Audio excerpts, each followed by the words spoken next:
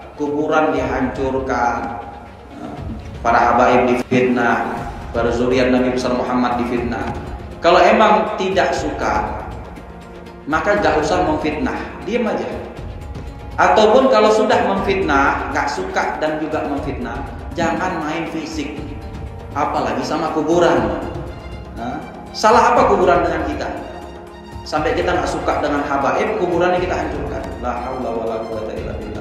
Nah, jadi ini manusia-manusia yang sudah akalnya hilang, akalnya sudah gak ada lagi sudah. Nah, makanya mudah-mudahan kita doakan mereka dibalas sama Allah dan juga diberikan hidayah sama Allah sehingga bertaubat dan betul-betul taat kepada Allah sesuai dengan ajarannya Allah Subhanahu. ولا يريهم مكروه في انفسنا في اعيننا في ظاهرنا ولا في باطننا ويحفظنا اياكم فوق الارض وتحت الارض ويوم العرض يسلمنا والمسلمين في لكم في الذيات والبليه ويرد عنا وعنكم الفتن ما ظهر منها وما بطن يصلح قلوبنا ويصلح نياتنا ومقاصدنا ويزدنا اسباب في عمارتنا ومقام الصالحين في حياتنا في العالمين. Sampai anu-anunya dibongkar seperti ini. Ini sudah kurang ajar. Ini sudah tidak bisa dibiarkan.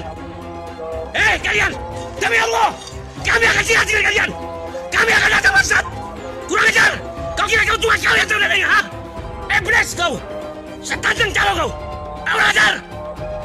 Khimar. Kami tidak akan diam. Demi Allah. Kami akan dibawa alasan kami. Kami akan bawa pencinta-pencinta kami. Untuk bersiap dengan Allah. Melawan kalian iblis. Iblis. Kepada seluruh laskar wilayah Kejayaan khususnya untuk siaga 1, tunggu komando ulama, tunggu komando para ulama, para kiai, para habaib kita. Kalau para ulama dan para habaib sudah mengumumkan untuk jihad, kita jihad. Takbir. Saya pernah mengalami seperti yang Pak Haji alami, Pak Haji Roma Irama alami. Ya kan, saya diminta tolong, saya bantu, tenaga, pikiran, uang saya bantu, malah saya diserang, merendahkan katanya, merendahkan martabat dan harga diri Ba'alawi. Kalau saya mau Pak Haji izin, kalau saya mau itu saya bisa keluarkan video setiap hari menyerang Habib. Karena sama dengan Pak Haji, saya mengalami, saya melihat, saya merasakan, bukan hanya mendengar akhlak-akhlak Habib yang goda istri orang, nembat istri orang. Dia tolong nggak tahu terima kasih, saya tolong, saya kontrakan rumah, saya kasih modal, malah saya diserang, ya kan? Dan banyak lagi Habib-Habib yang memang jago minum, ahli hisab.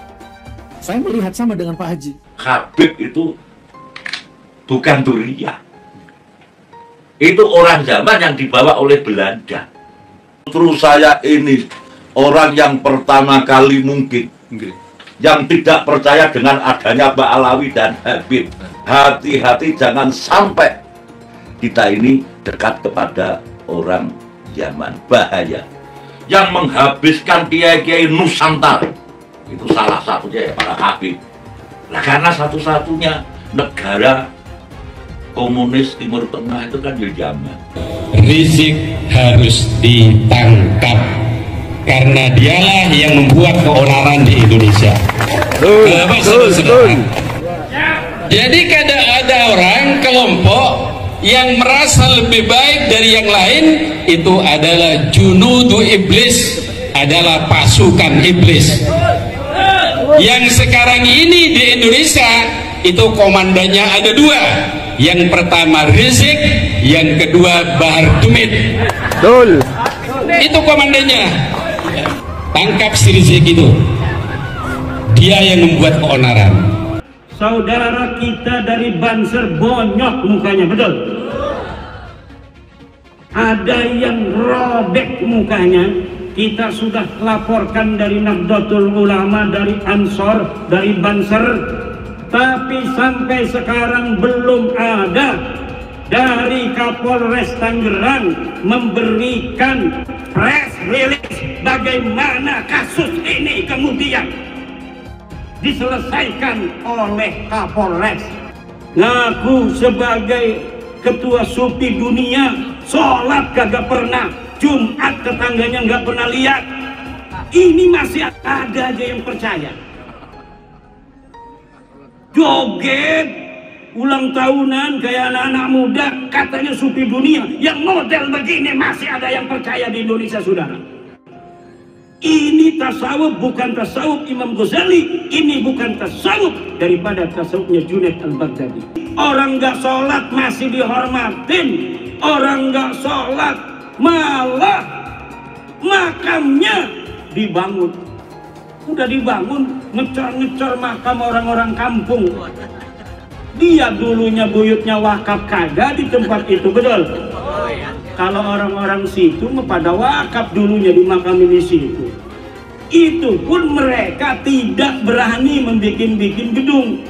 Nah ini ada pendatang, orang gila, sholat kagak, mandi kagak, pengen dimuliakan oleh pengikutnya. Ini semulia-mulianya mengalahkan orang-orang ahli sholat yang ada di sekitar situ. Nah, ini sudah masuk di NU, saudara. Jadi otoritas Habib Rizik itu dan Habib-Habib yang lain di Indonesia itu sebenarnya sudah runtuh, sudah jatuh, tetapi tidak di kalangan masyarakat bawah. Habib itu sangat berbahaya karena apa?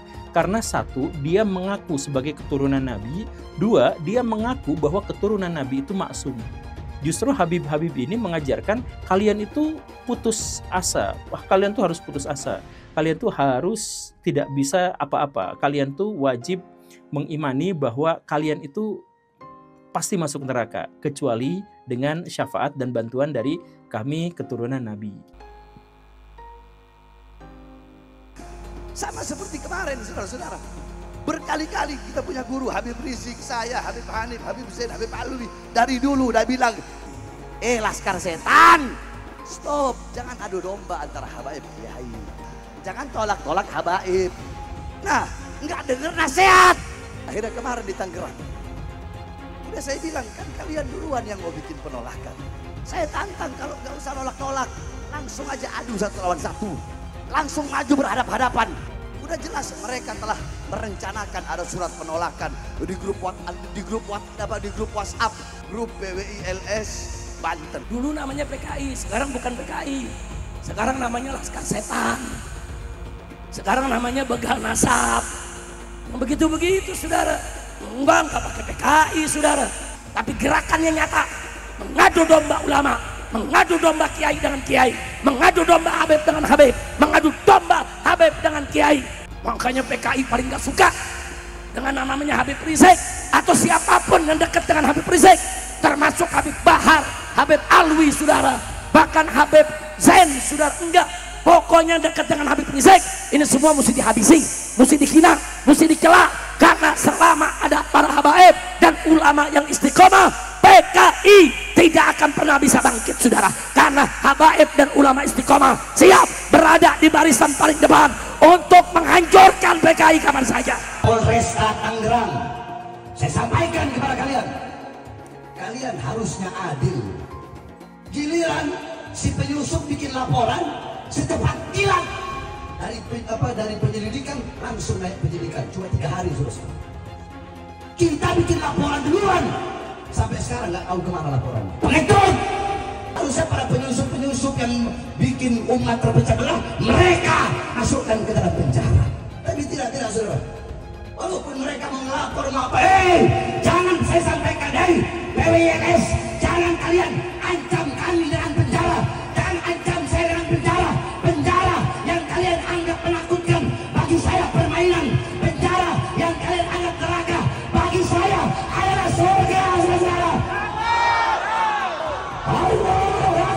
Adegan pengeroyokan ini sudah sering kita lihat yang dilakukan oleh si Bahar ini, bahkan oleh yang satu circle sama dia.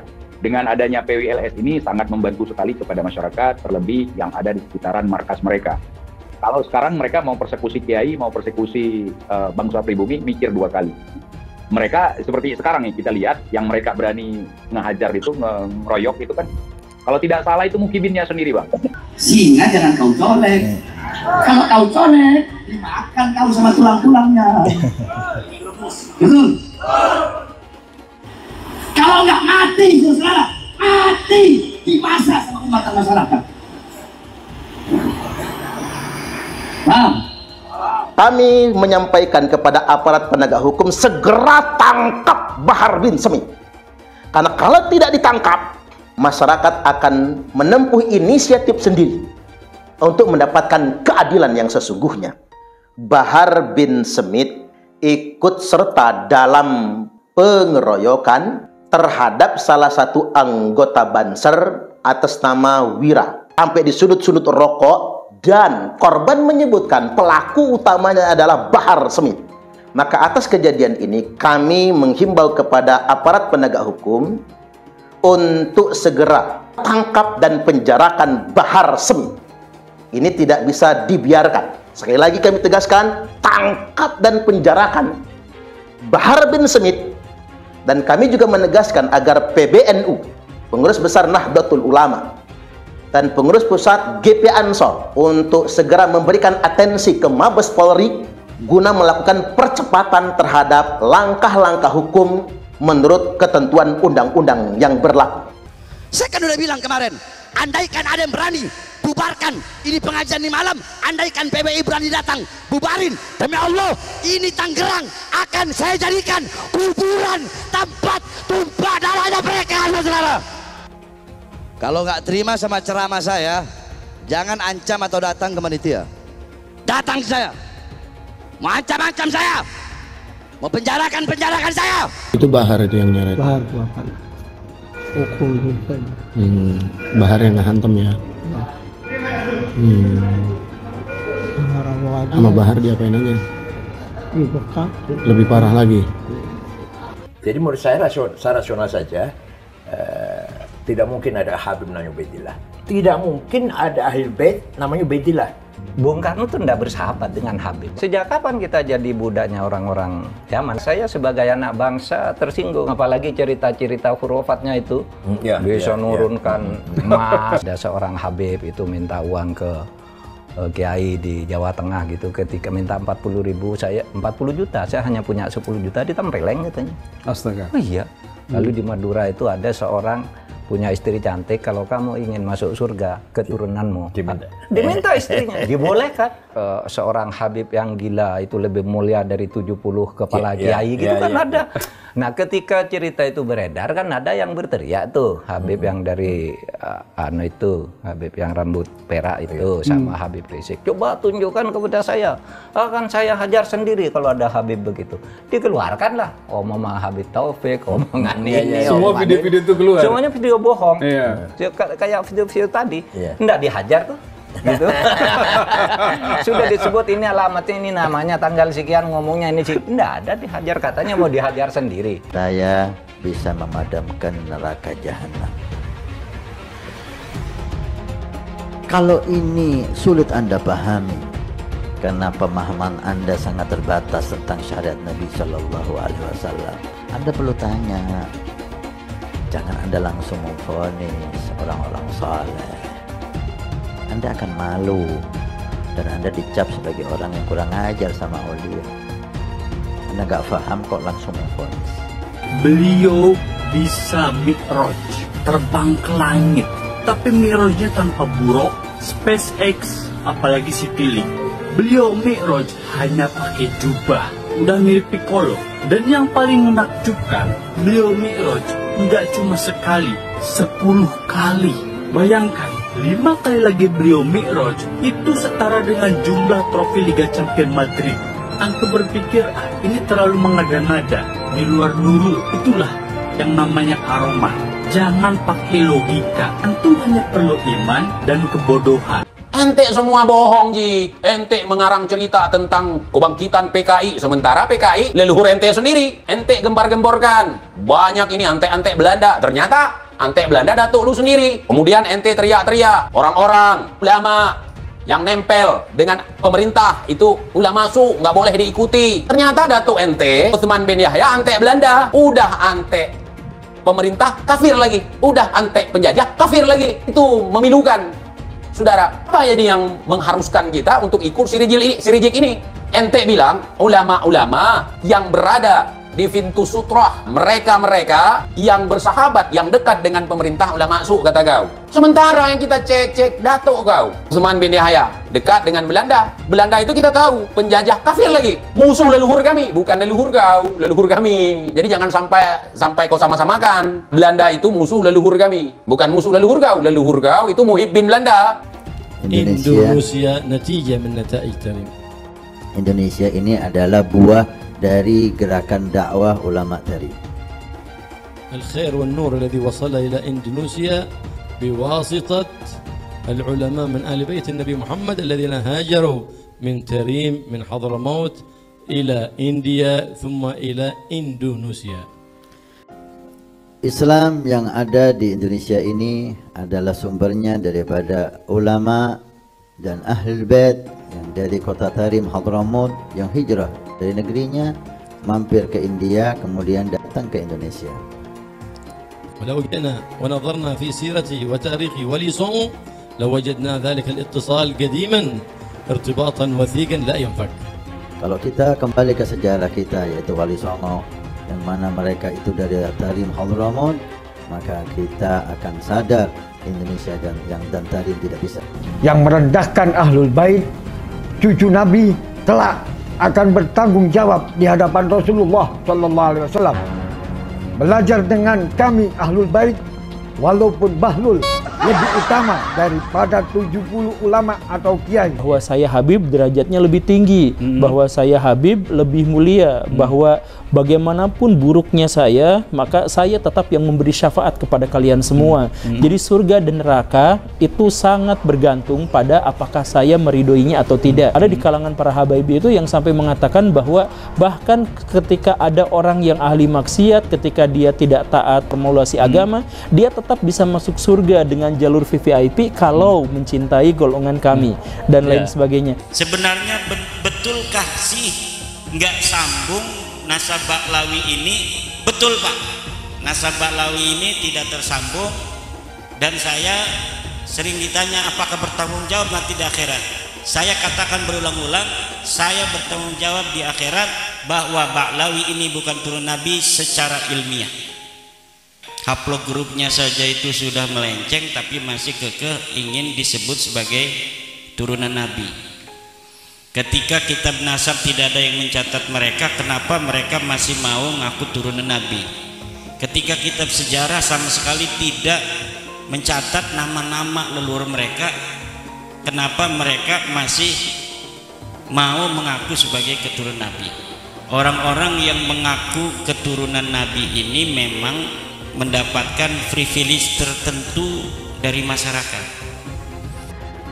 Ba'lawi penjajah spiritual, ya, kebab al-ngedabrus, waduh, penjajah orangnya VOC, Ba'lawi rungkat, Masya Allah, satu Habib gila lebih mulia dari anjing gila.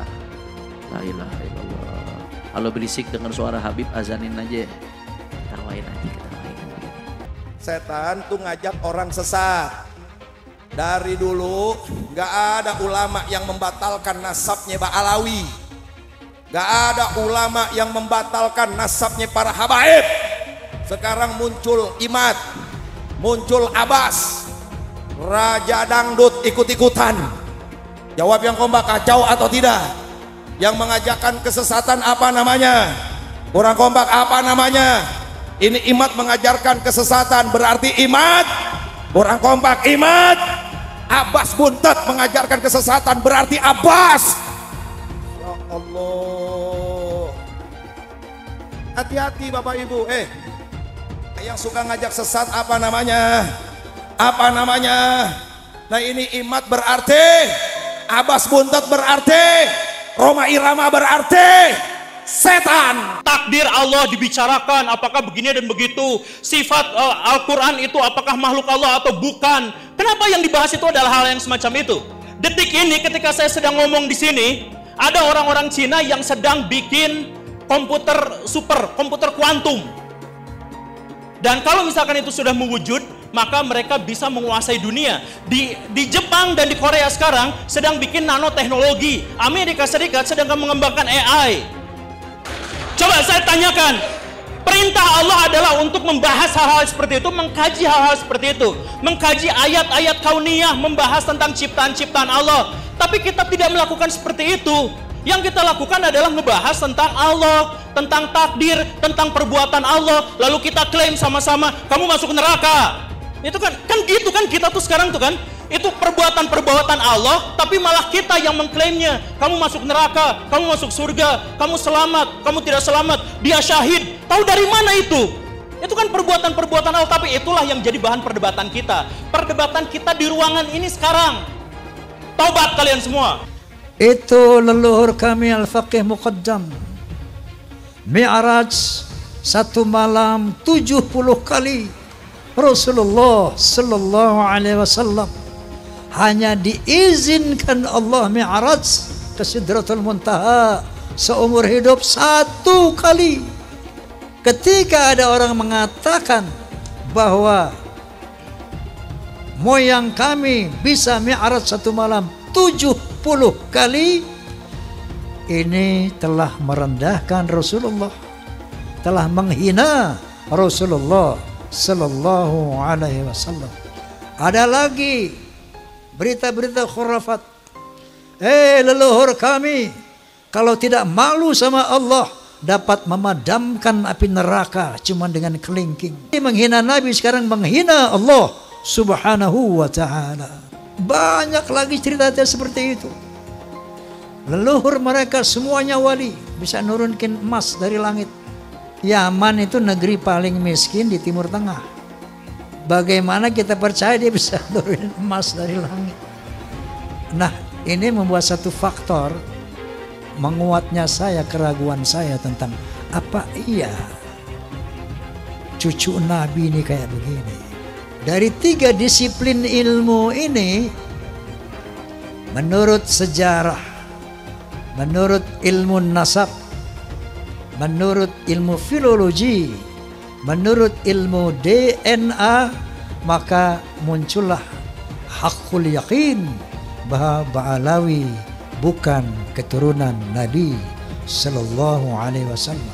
Mitos tentang kesucian Habib di Indonesia perlahan runtuh. Bila semula para Habib seperti Rizik Syihab atau Bahar Smith dipercaya sebagai manusia suci yang harus dipercaya dan diikuti perintahnya, rasa hormat terhadap para Habib pun perlahan memudar.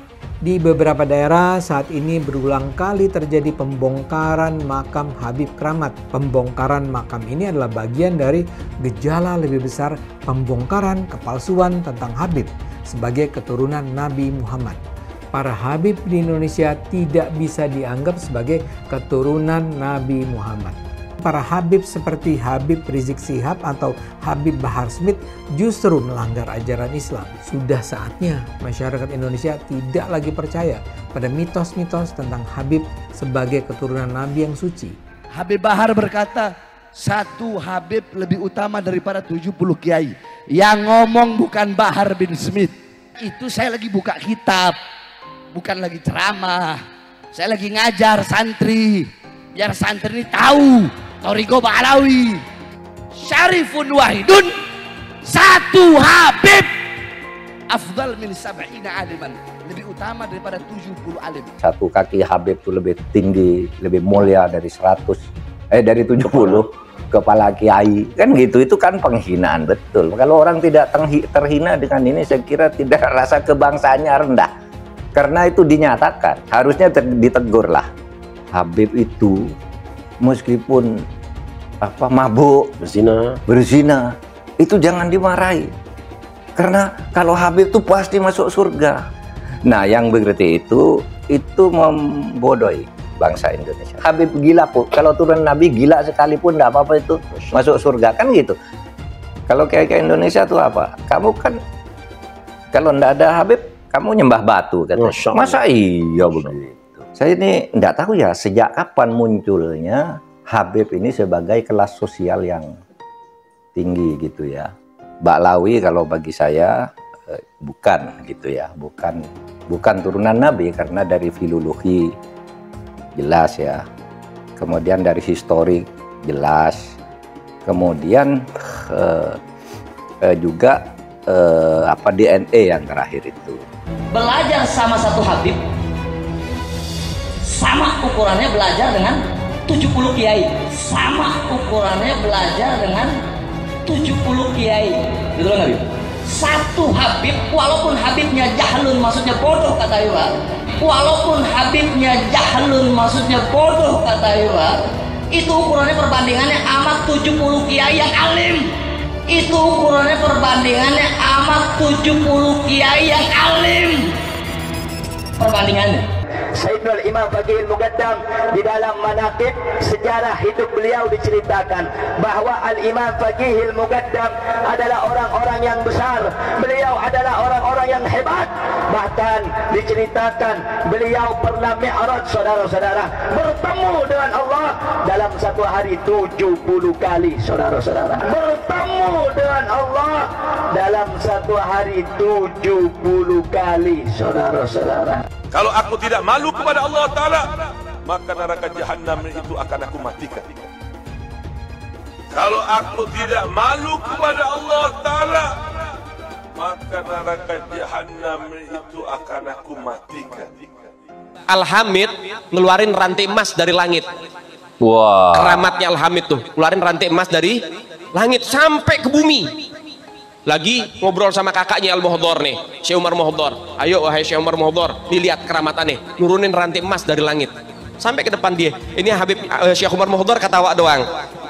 Dia bilang sama adiknya, Al-Hamid, coba lihat tuh paling atas siapa? Gak tahu, ada Syekh Umar Muhdhar megangin rantai dari atas. Beliau angkat tangan kepada Allah Subhanahu wa taala sambil mengatakan, ya sama subbil laban walad Abdullah dakhal adan.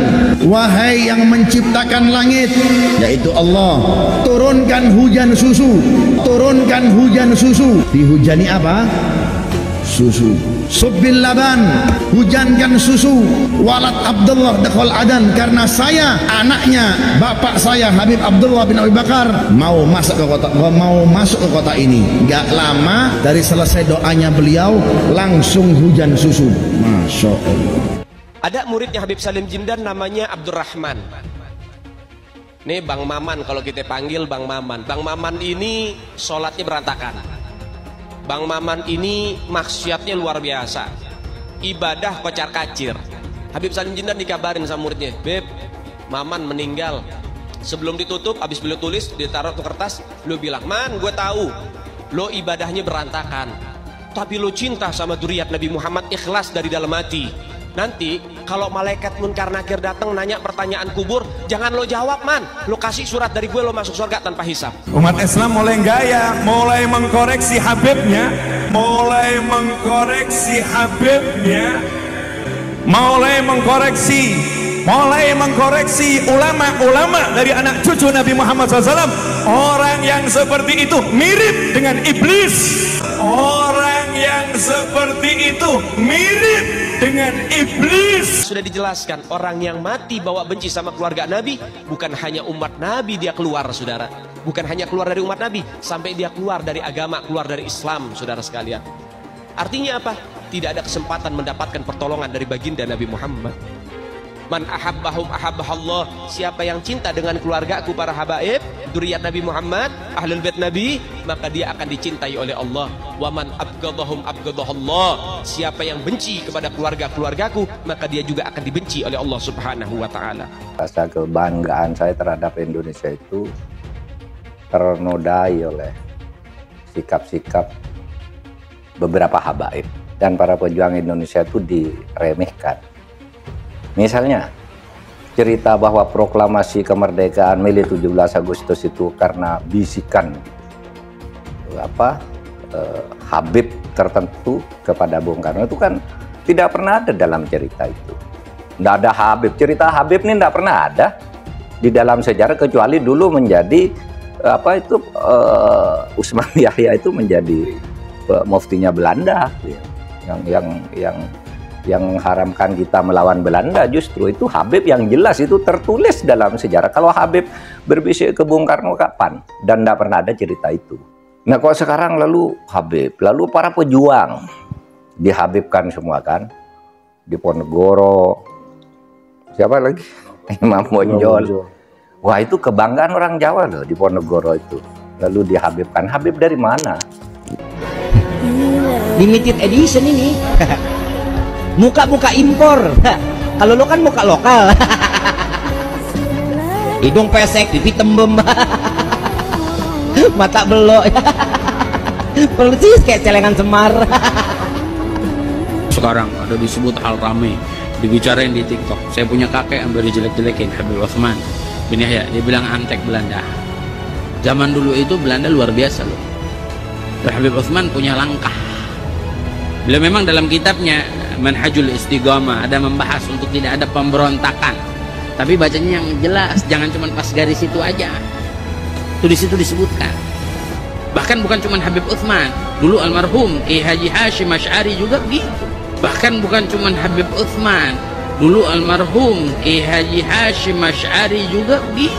Dulu almarhum Kiai Haji Hashim Asy'ari juga begitu.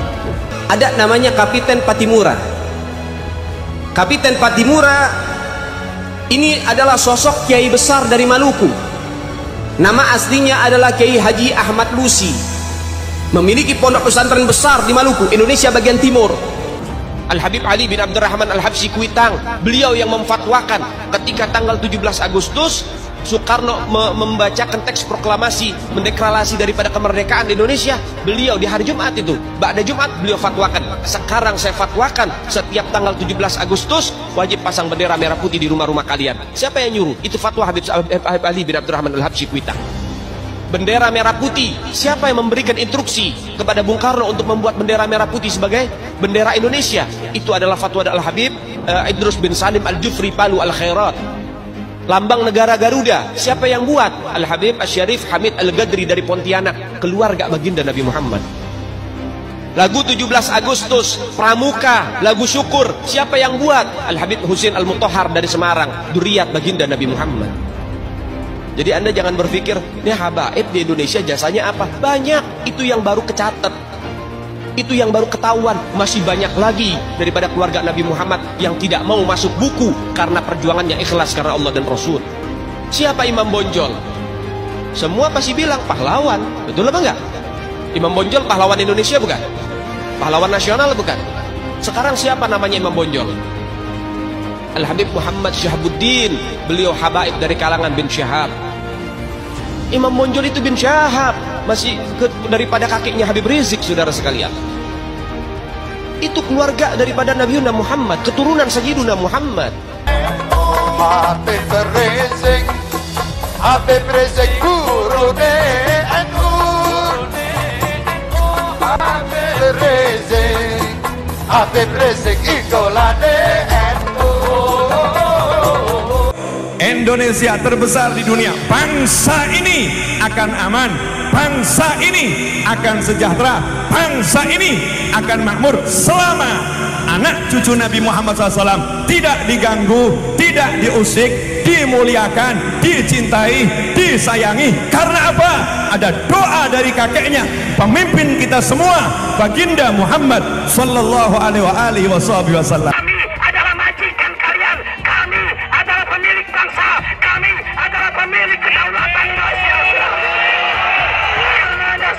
Di video kali ini saya akan mengajarkan Anda cara menghitung pendidikan anak atau cara menghitung biaya kuliah anak. Pertama yang dilakukan adalah hitung biaya kuliah di saat ini. Misalnya kuliah di perguruan tinggi Jakarta, sampai lulus total biayanya adalah 120 juta rupiah. Lalu cari future value atau biaya masa depan di mana anak akan kuliah dan disesuaikan dengan inflasi. Misalnya anak akan kuliah 17 tahun lagi, di mana inflasi 12% per tahun, maka dengan kalkulator future value, maka butuh biaya 823 juta rupiah. Artinya di tahun 2037, nanti pada saat anak akan kuliah, kita membutuhkan uang sebanyak 823 juta rupiah. Langkah yang kedua adalah tentukan instrumen investasi untuk mencapai langkah tersebut. Jika masih 17 tahun lagi diperlukan uangnya, karena masih jangka panjang, bisa berinvestasi di reksadana atau index fund yang ekspektasi returnnya sampai 13% setahunnya. Tentukan instrumen investasi sesuai dengan profil resiko dan jangka waktunya.